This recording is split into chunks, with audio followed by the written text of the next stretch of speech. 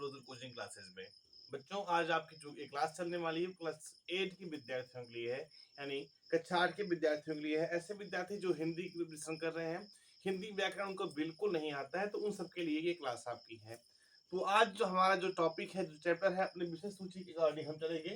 वो है बेटा भाषा, लिपि और बोली। सबसे पहले जानते हैं कि भाषा, लिपि और बोली होता क्या है। देखो, भाषा ऐसी है, भाषा मुख्यतः 3 प्रकार की होती है, ठीक है, पहचान जाओ। एक होती है सांकेतिक भाषा, जो संकेत में हम बात करें, ठीक। इसके बाद आती है बेटा मौखिक भाषा, जैसे मैं आपको पढ़ा रहा हूँ, आप मेरी बातों को अच्छे तरीके से समझ रहे हैं, सुन रहे हैं, ठीक। और जो चीजें मैं लिख करके आपको बताऊं उसे कहते हैं लिखित भाषा। ये तो हो गई भाषा। बोली क्या होती है?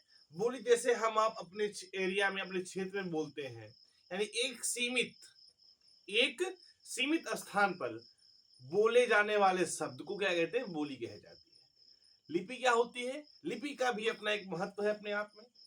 जैसे हिंदी जो है, उसकी उत्पत्ति किस लिपि से हुई है, ठीक। ऐसे ऐसे अनेक भाषाएं हैं, उनकी उत्पत्ति कैसे हुई है। तो इन सब चीजों के बारे में विधिवत जानकारी के लिए आप बने रहिए हमारे साथ। चलिए देखते हैं, फिर स्टार्ट करते हैं। सबसे पहले बेटा भाषा। भाषा जो शब्द है वो किसका अर्थ बना हो बेटा? यहाँ पे आप लिख सकते हैं भाषा शब्द। यहाँ आप लिखेंगे क्या कि भाषा शब्द किससे बना हुआ बेटा? भास धातु से मिलकर बना हुआ है। किससे बेटा? भास धातु से मिलकर बना हुआ है। मिलकर बना हुआ है। भाषा शब्द किससे मिलकर बना हुआ बेटा? भास धातु से मिलकर बना हुआ है, जिसका अर्थ क्या होता है बेटा? भास का मतलब होता है बोलना, ठीक। यानी कोई पूछता है कि भास शब्द का निर्माण कैसे हुआ है, यानी बना किससे है, तो आप क्या लिखेंगे, क्या बताएंगे उसको? भास धातु से। किससे बेटा? भास धातु से। आइए चलते हैं, समझते हैं इसमें भाषा के रूप। हेडिंग हम डालेंगे क्या बेटा? अगली हेडिंग में पड़ जाएगी भाषा के रूप। तो लिखिए मौखिक और लिखित। ऐसे आप लिखेंगे क्या? भाषा के रूप। भाषा के रूप होते हैं मुख्यतः दो। पहला होता है बेटा जिसे कहते हैं मौखिक। मौखिक को इंग्लिश में कहा जाता है ओरल। मौखिक को इंग्लिश में क्या कहा जाता है बच्चा? ओरल। और जो दूसरा हमारा आता है उसे वो कौन सी भाषा होती है बेटा? वह होती है आपकी लिखित भाषा, ठीक है। भाषा बेटा दो होती है, पहली है मौखिक भाषा, दूसरी है लिखित भाषा। आई बात समझ में? अब देखो मौखिक भाषा का मतलब क्या होता है, यानी मुख से निकली हुई, यानी ऐसी ध्वनि। मौखिक अर्थ ही क्या होता है कि मुख से निकली हुई। मौखिक का मतलब क्या हुआ? मुख से निकली हुई। जब हम बोलकर और सुनकर अपने विचार एक दूसरे तक पहुंचाते हैं, क्या करते हैं बेटा? जैसे मौखिक का मतलब ही क्या हो गया? मुंह से निकली हुई, है ना। मौखिक का मतलब क्या हो गया बेटा? मुख से निकली हुई। जैसे जब हम अपने विचार आपको मुख के माध्यम से बोलते हैं और विचारों को साझा करते हैं, आप हमारे विचार जानते हैं, हम आपके विचार समझते हैं, उसे कहते हैं मौखिक। और वही विचारों को मुख से निकली हुई या मुख से व्यक्त करते हुए विचारों को जब हम लिख करके लिखित रूप में पेश करते हैं एक दूसरे के समक्ष सामने, तो क्या कहलाता है बेटा? लिखित भाषा कहलाता है। तो इसके लिए आप लोग क्या लिखेंगे? अब छोड़िए इसको, लिख लीजिए मातृभाषा।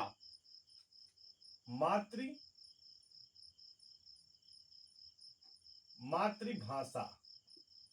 अब माइंड में चल रहा होगा मातृभाषा क्या होती है ना। तो देखिए भाषा का वह रूप जिसे बालक सबसे पहले अपने परिवार में रहकर सीखता है। लिख लीजिए भाषा का वह रूप, क्या लिखेंगे आप? भाषा का वह रूप जिसे बालक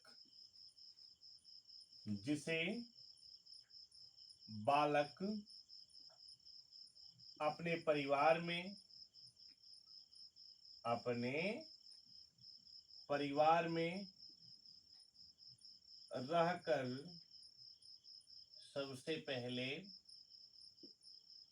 सबसे पहले सीखता है। बालक क्या करता है प्यारे बच्चों? सीखता है। कहां पर? अपने ही परिवार में वो रहकर सबसे पहले सीखता है, ठीक। 14 सितंबर, है ना, 1949 को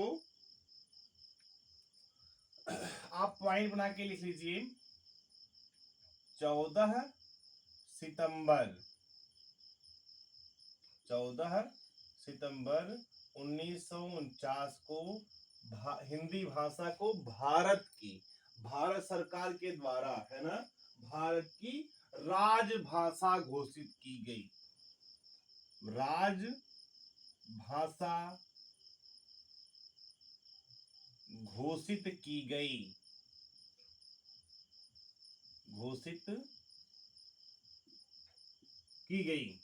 कब?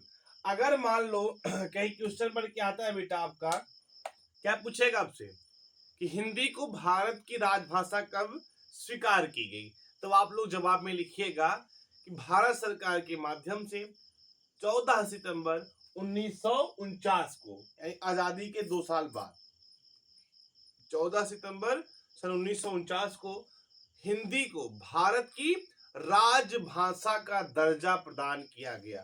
आप क्या बताएंगे उसको कि ऐसा है ना कि 14 सितंबर 1949 को जो हिंदी है हमारी, उसको भारत की राजभाषा घोषित की गई। चलिए अब आप लोग हेडिंग डाल लीजिए। अच्छा, राजभाषा का मतलब समझते कि नहीं समझते आप? यानी कामकाज की भाषा। क्या राजभाषा का मतलब क्या होता है बेटा? कामकाज की। वह भाषा का प्रयोग देश के कार्यालयों में किया जाता है। राजभाषा का मतलब क्या होता है बेटा? कामकाज की भाषा। काम काज की भाषा, ऐसी भाषा जो राज्य के कार्यों में उसका उपयोग किया जाता है, उसे क्या कहते हैं बेटा? राजभाषा कहते हैं। अब हम भाषा समझ गए अच्छे तरीके से कि भाषा भाष धातु से मिलकर बना हुआ है। इसके 2 रूप होते हैं, मौखिक और लिखित। मातृभाषा क्या होती है? 14 सितंबर 1949 को राजभाषा घोषित की गई हिंदी को। राजभाषा मतलब कामकाज की भाषा, जिसे ऑफिशियली वर्क में यूज कहते हैं। अब आप लोग हेडिंग डालेंगे लिपि। लिपि को इंग्लिश में स्क्रिप्ट कहते हैं। SCIRPIT,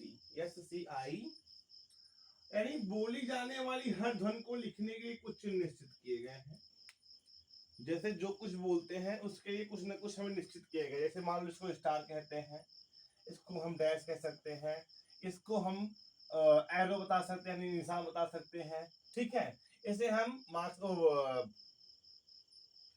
बॉक्स बता सकते हैं, ब्रैकेट, ये हमारा अंडरलाइन है।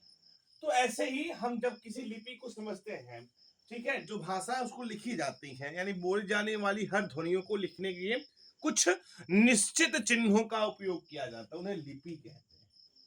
ठीक है, एक साइड लिखेंगे लिपि और एक साइड लिखेंगे बेटा भाषा। यहां हम क्या लिखेंगे प्यारे बच्चों? यहां पर लिख देते हैं लिपि और यहां पर हम लिखने की कोशिश कर रहे हैं बेटा भाषा। अब ध्यान देने वाली बात इसमें यही है कि कौन सी लिपि किस भाषा में बिलोंग करती है, यानी कौन सी लिपि किस भाषा। गुरुमुखी लिपि देखिए, क्या देखिए, पहली लिपि आपकी कौन सी यहां पे बन के आई? गुरुमुखी। गुरुमुखी लिपि, इसमें कौन सी भाषा आएगी? देखो क्वेश्चन बन सकता है कि गुरुमुखी किस भाषा की लिपि है, तो आप लिखेंगे पंजाबी भाषा की। किसकी बेटा? गुरुमुखी जो है वह पंजाबी भाषा की ही लिपि है। किसकी है? पंजाबी भाषा की। दूसरी लिपि आती है बेटा तमिल, तो तमिल की ही है। तमिल लिपि जो है वह तमिल भाषा की ही है। किसकी बेटा? तमिल जो लिपि है वह तमिल भाषा की ही है। अगला आता है देवनागरी।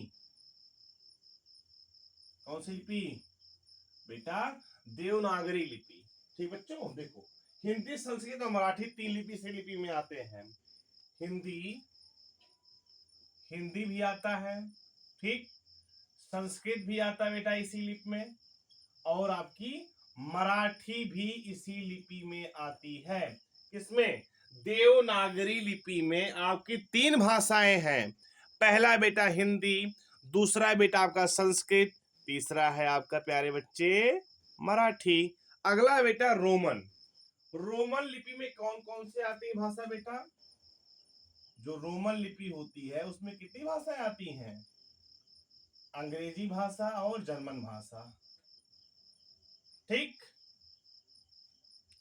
अंग्रेजी भाषा और जर्मन भाषा। बात समझ में आ गई आपको? चलिए, फारसी है। अब आप यहाँ पे फारसी लिखिए। फारसी जो है वह उर्दू भाषा के लिए है। फारसी उर्दू के लिए है, ठीक है ना। फारसी ये बेटा उर्दू के लिए है। ओके, वैसे ये बोडो, संथाली, कोंकणी आदि के लिए। शारदा लिपि कश्मीरी, कश्मीर के लिए है। शारदा लिपि है ना, कश्मीरी या कश्मीर लिख सकते हैं आप यहाँ पर। ये किसके लिए बेटा? कश्मीर के लिए शारदा लिपि का प्रयोग किया जाता है बच्चों। लिखिए फ्रांसीसी। फ्रांसीसी वो रोमन है। फ्रांसीसी क्या? फ्रांसीसी, ये आपका रोम, ठीक है। फ्रांसीसी किसके लिए बच्चों? रोमन भाषा की। बोडो, बोडो है देवनागरी। बोडो किसके लिए बेटा? देवनागरी, मैंने बात किया था अभी ना, क्या? बोडो। तो बोडो किसके लिए बच्चा? देवनागरी लिपि के लिए। बोडो है बेटा किसके लिए? देवनागरी के लिए। आई बात में। बंगाली लिपि बेटा बंगला का है। बंगाली किसके लिए है बच्चों? बंगाली आपका बांग्ला के लिए, ठीक। तो ये तो लिपि हो गई। अब आप लोग हेडिंग क्या डालेंगे? हिंदी भाषा का प्रयोग। आप लोग हेडिंग डाल लीजिए हिंदी भाषा का। तो बेटा आप क्या डालेंगे? हिंदी भाषा का प्रयोग। प्यारे बच्चों, भारत में हिंदी भाषा का प्रयोग हो 3 रूप में किया जा रहा है। पहला है राजभाषा के रूप में। पहला किसमें बेटा? राजभाषा। कौन सी भाषा आती पहला जो यूज किया जा रहा है 3 रूप में? तो पहला है बेटा वह आपकी राजभाषा के रूप में प्रयोग किया जा रहा है। किसका? हिंदी का। कौन कौन से? उत्तर प्रदेश, बिहार, उत्तरांचल और देखो पहला आपका आता है कौन सा? उत्तर प्रदेश है ना, बिहार। देखो ये राजभाषा है। राजभाषा उत्तर प्रदेश में, बिहार में, उत्तरांचल और मध्य प्रदेश। उत्तरांचल और एमपी इसे कहते हैं आप लोग, मध्य प्रदेश। ये राजभाषा है, ठीक है। हिंदी भाषा को राजभाषा के रूप में किया जा रहा है, ठीक। राजस्थान, छत्तीसगढ़, झारखंड, हरियाणा इत्यादि। हम यहाँ पे राजस्थान लिख दे रहे हैं,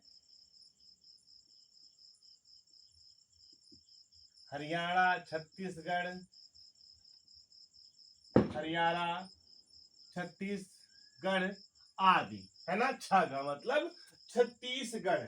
अब अगला लिखिए बेटा द्वितीय भाषा के रूप में। किसमें बेटा? द्वितीय भाषा के रूप में। द्वितीय भाषा के रूप में ये कहां कहां पर बेटा? पंजाब, महाराष्ट्र और गुजरात में। कहां पर? पंजाब, महाराष्ट्र और गुजरात में। कहां कहां यूज होते हैं ये? पंजाब, महाराष्ट्र और गुजरात में।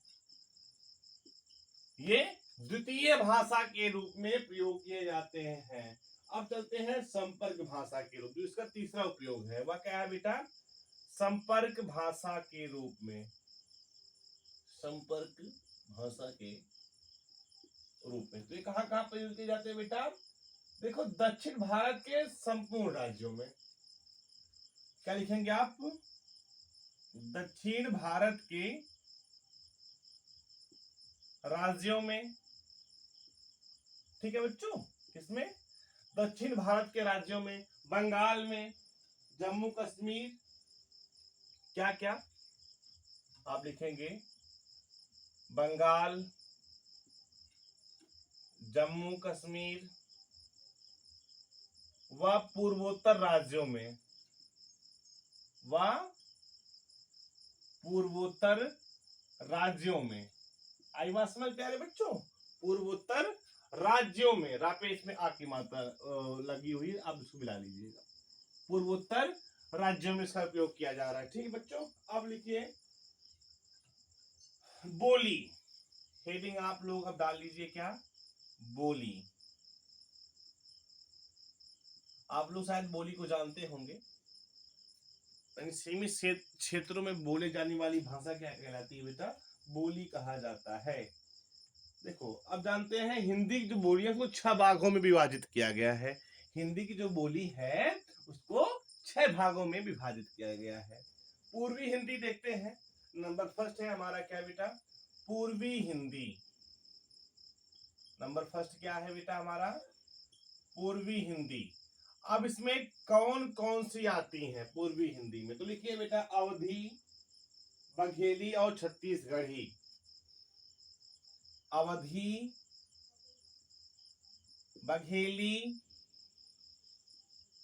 अवधी, बघेली और बेटा छत्तीसगढ़ी। अवधी, बघेली और छत्तीसगढ़ी, ये पूर्वी हिंदी में आते हैं। अब आप लोग डालिए पश्चिमी हिंदी। यहां लिख लीजिए आप लोग क्या, पश्चिमी हिंदी। अब पश्चिमी हिंदी में कौन कौन सी भाषा आती, बोली आती है बेटा, ब्रज, ब्रज, खड़ी बोली। ब्रज बेटा आता आपका किसमें, पश्चिमी हिंदी में, खड़ी बोली। हरियाणवी, हरियाणवी, हरियाणवी, कन्नौजी आदि, ये पश्चिमी हिंदी में आते हैं। पूर्वी हिंदी और पश्चिमी हिंदी हो गया बेटा। लिखो अब राजस्थानी में क्या क्या आते हैं, आप लोग लिखिए अब राजस्थानी।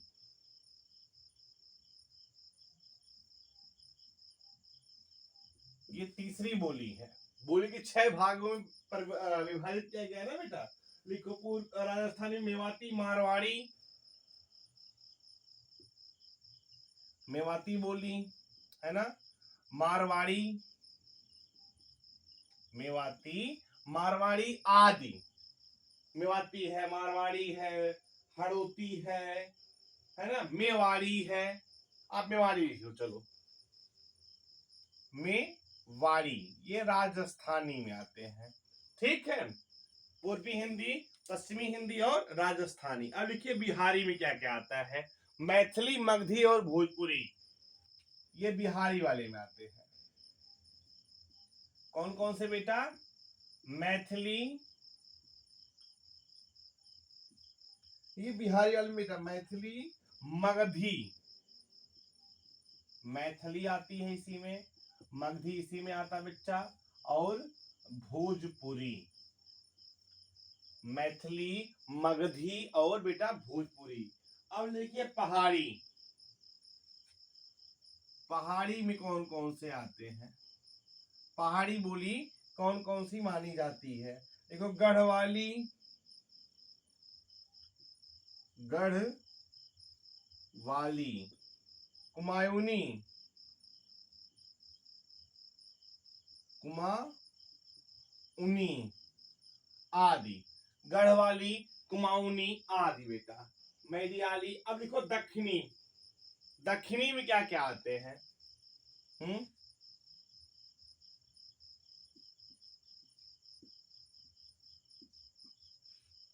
देखो ये लास्ट है दक्षिणी, यानी बोली का लास्ट क्या है दक्षिणी बेटा, बीजापुर और गोलकुंडा के क्षेत्र। क्या बेटा, बीजापुर कामा गोलकुंडा के क्षेत्र, गोलकुंडा के क्षेत्र। आपने भाषा को समझा, आपने लिपि को समझा, आपने बोली को समझा। अब आप लोग हेडिंग डाल लीजिए व्याकरण। क्या हेडिंग डालिए बेटा आप लोग, व्याकरण। व्याकरण जब डाल लिए हेडिंग क्या, व्याकरण। व्याकरण समझे क्या, कि जो शास्त्र हमें वर्णों, शब्दों और वाक्यों की, क्या लिखेंगे आप, कि जो शास्त्र, जो शास्त्र हमें क्या, जो शास्त्र हमें वर्णों, शब्दों, वर्णों कामा शब्दों वर्णों का मत शब्दों और वाक्यों के जो शास्त्र हमें वर्णों शब्दों और वाक्यों के शुद्ध प्रयोग की जानकारी देता है। वाक्यों के शुद्ध प्रयोग की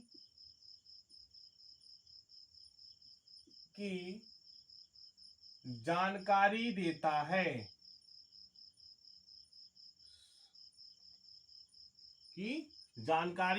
है वह व्याकरण कहलाता है। वह क्या कहता है बेटा? वह व्याकरण कहलाता है। हेड डाल लीजिए आप लोग, व्याकरण के अंग, व्याकरण के अंग। ठीक बच्चों, इसके 4 अंग होते हैं।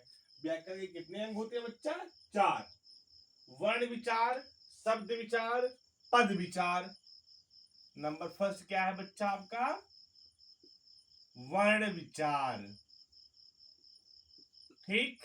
नंबर दूसरा, ये व्याकरण के अंग है। वर्ण विचार, शब्द विचार, पद विचार व वाक्य विचार। नंबर दूसरा है बच्चा आपका